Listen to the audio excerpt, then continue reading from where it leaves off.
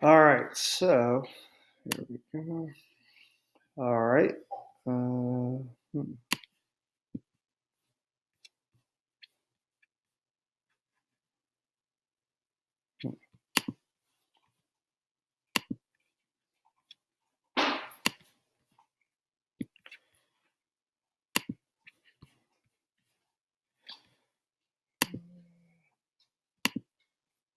right, perfect. Here we go. All right, so my final project was government corruption. I felt there was a lot of information on this, obviously, so I felt like this was a great topic to go over. And, while we do have some policies in place, they don't really seem to be working, so I thought this would be a good place to start. So, problems in historical background. One of the oldest issues that have plagued the American people since the inception of this country, obviously, is corruption.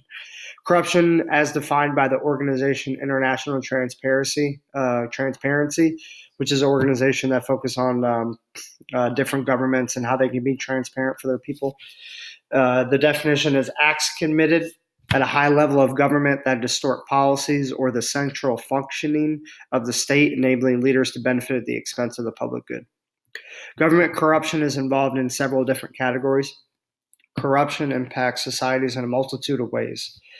In the worst cases, it costs lives. Short of this, it costs people their freedom, health, or money. The cost of corruption can be divided into four main categories: political, economical, social, and environmental. That is also from an author of International Transparency.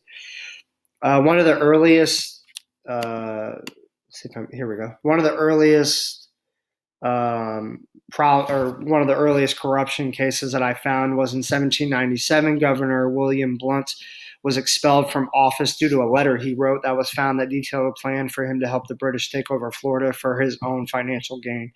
He was appointed to governor of the South Ohio River Territory. No, it obviously wasn't a state at the time, but he was a governor and he was caught doing this and ultimately paid the price of being expelled from his office. All right. Move this again. Oop. Oh, there we go. All right. Levels of bureaucratic and political power. At all three fundamental levels of the U.S. government, corruption has been seen. It appears that the lower tier of government corruption is more difficult to catch. Obviously, there's less watchful eyes watching you the lower you are on the spectrum. The smaller the municipalities, the easier it may be for these local governments to perform corrupt acts without being caught. While news headlines often focus on issues of corruption within state or federal governments, the effects of corruption the effect of corruption within local municipalities is equally problematic. Harvard investigated in 2018 that state governments can get away with more because the national media is focused on the federal government more times than not. There's been a large outcry for corruption in Trump's administration, obviously, since his inception in office. While President Trump has the ultimate authority in this country, it appears that it would be much more difficult for him to pull off major corruption without the media or others around D.C. to take notice. Obviously, whether you're right wing or left wing, Democrat, Republican, it's very obvious that President Trump is in the news every day, whether you agree with it or not, positive or negative. But with that being said, it would be definitely more difficult for him to pull off some major corruption scandal without getting caught. So, because he's obviously the president of the United States and has everyone looking at him. All right. So this slide's a little lengthy, but it was one of those ones where I felt like I couldn't leave a lot of this out. So this is the administrative law section.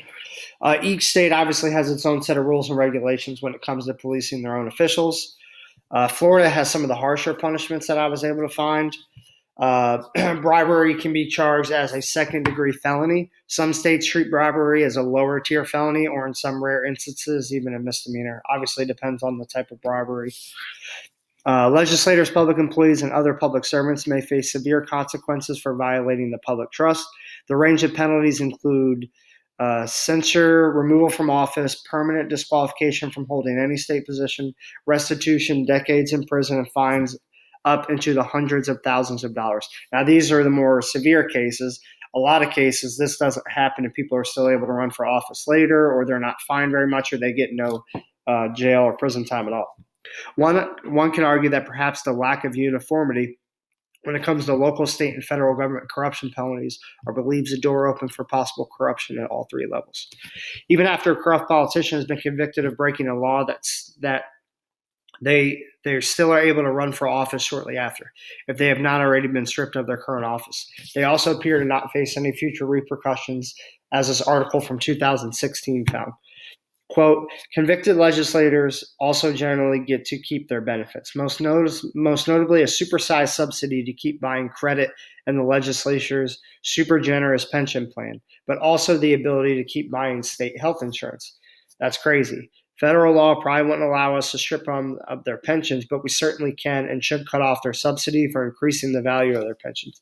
For that matter, they shouldn't be allowed to keep purchasing more pension credit at all. And of course, we shouldn't overlook the traditional route of simply increasing fines for ethic violations.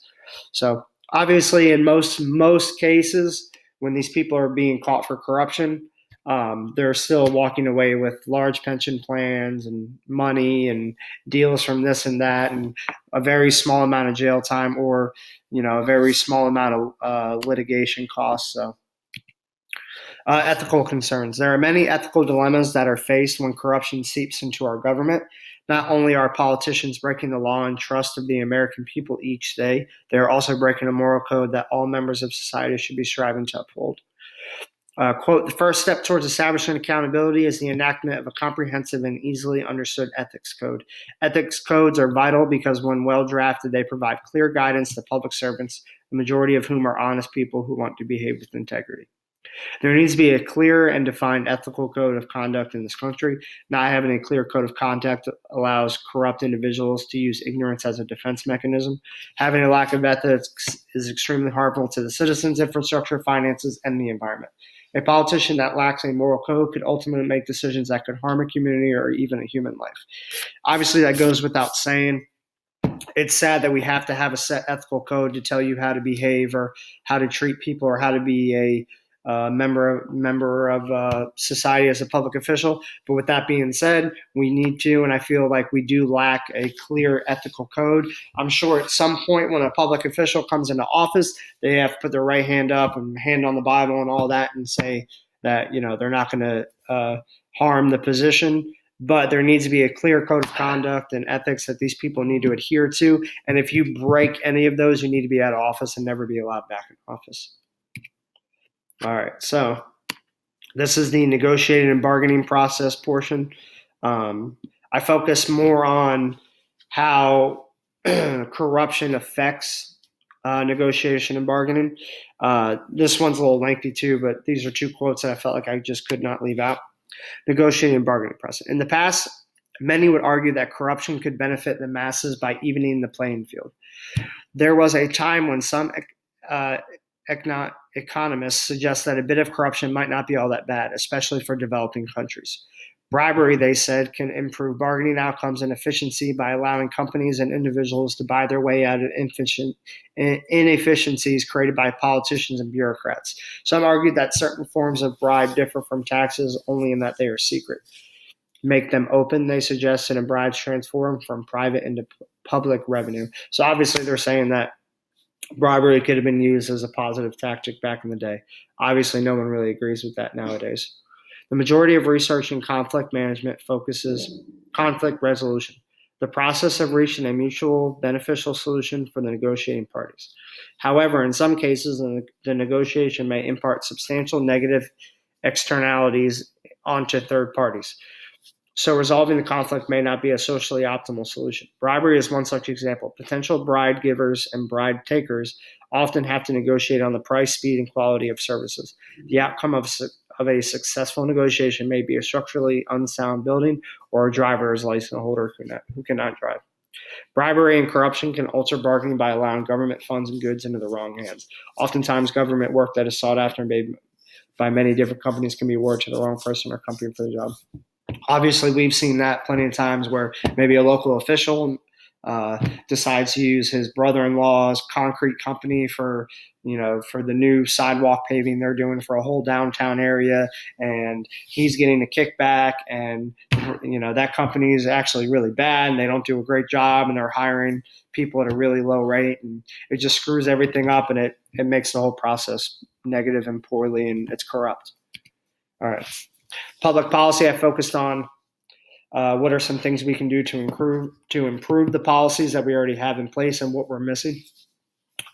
Without a more strict and clear policy in place, corruption will continue to grow rapidly amongst the United States government. Lack of uniformity plagues all three levels of government. Without uniformity amongst laws and policies, it creates the open door of ignorance for officials to walk through.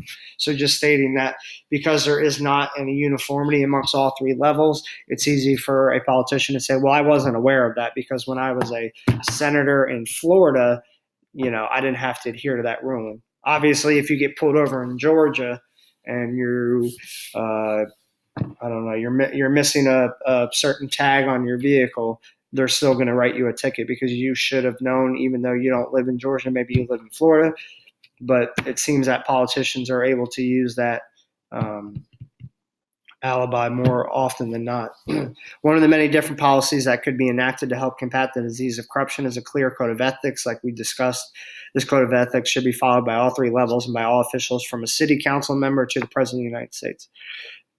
Stricter punishment should also be put in place to deter corruption in the public sector. Oftentimes now when an official is accused and convicted of corruption charges, they are given a slap on the wrist. Compared to the private sector, public officials can serve 1/10 of the punishment for the same crime as a private sector employee in some cases. In some cases, the bribery corruption cases of a private sector employee compared to a public, they're spending 10 years in prison, and some of these public officials are spending a year, if that, for the exact same charge. With policies in place such as a universal ethical code, stricter punishments, and uniformity amongst all three levels, perhaps corruption can be defeated. Until these policies are put in place, it will also be a losing battle against corruption. It will take years and years of good, honest politicians fighting for stricter standards. Until we can have politicians that are willing to defend the American people and not their friends in office, this will continue to be an uphill battle. We're always going to have problems because at the end of the day, we need the politicians to come in and say, hey, we need to police the politicians better. So it's very difficult to do. Everyone on that side of the world, or that side of the table, as you will, or that side of the government, obviously are going to side with the people around them and their friends, and everyone's supposed to be honest, and we're all honest, and it's just not. And it's going to be corrupt until we get enough politicians in there that say, hey, there was a lot of people before us that screwed up. We need to fix it, and we need to fix it for the future. So until that happens, government corruption is still going to be a thing. So these are my resources, all the same resources that are inside of my essay. And I really enjoyed this. It's very interesting to see all the different corruption cases and stuff over the years, especially even dating back to the 1700s. So and that is my paper, and I appreciate it. Thank you.